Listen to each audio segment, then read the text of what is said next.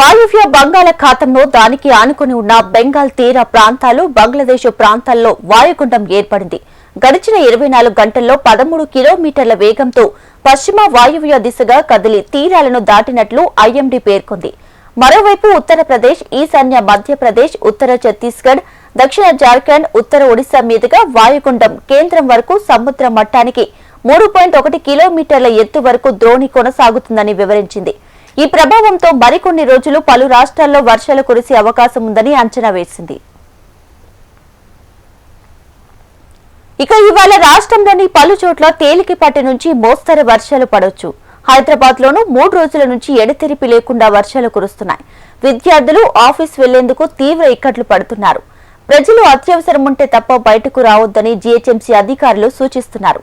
ఇక ఆదిలాబాద్, ఆసిఫాబాద్, మంచిర్యాల, నిర్మల్, నిజామాబాద్ జిల్లాల్లో అక్కడక్కడ భారీ వర్షాలు కురిసే అవకాశం ఉంది.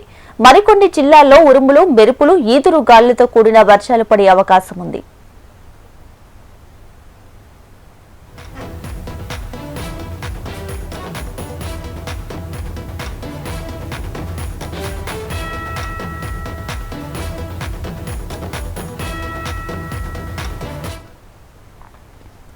వాయువ్య బంగాళాఖాతంలో దానికి ఆనుకుని ఉన్నటువంటి బెంగాల్ తీర ప్రాంతాలు బంగ్లాదేశ్ ప్రాంతాల్లో వాయుగుండం ఏర్పడింది. గడిచిన 24 గంటల్లో 13 కిలోమీటర్ల వేగంతో పశ్చిమ వాయువ్య దిశగా కదిలి తీరాలను దాటినట్లు ఐఎండీ పేర్కొంది. మరోవైపు యూపీ, ఈశాన్య మధ్యప్రదేశ్, ఉత్తర ఛత్తీస్గఢ్, దక్షిణ జార్ఖండ్, ఉత్తర ఒడిశా మీదుగా వాయుగుండం కేంద్రం వరకు సముద్ర మట్టానికి 3.1 కిలోమీటర్ల ఎత్తు వరకు ద్రోణి కొనసాగుతుందని వివరించింది. ఈ ప్రభావంతో మరికొన్ని రోజులు పలు రాష్ట్రాల్లో వర్షాలు కురిసే అవకాశం ఉందని అంచనా వేసింది. ఇవాళ రాష్ట్రంలోని పలు చోట్ల తేలికపాటి నుంచి మోస్తరు వర్షాలు పడొచ్చు. హైదరాబాద్ లోనూ 3 రోజుల నుంచి ఎడతెరిపి లేకుండా వర్షాలు కురుస్తూనే ఉన్నాయి. విద్యార్థులు, అటు ఆఫీస్కి వెళ్లేవారు చాలా ఇబ్బందులు పడుతున్నారు.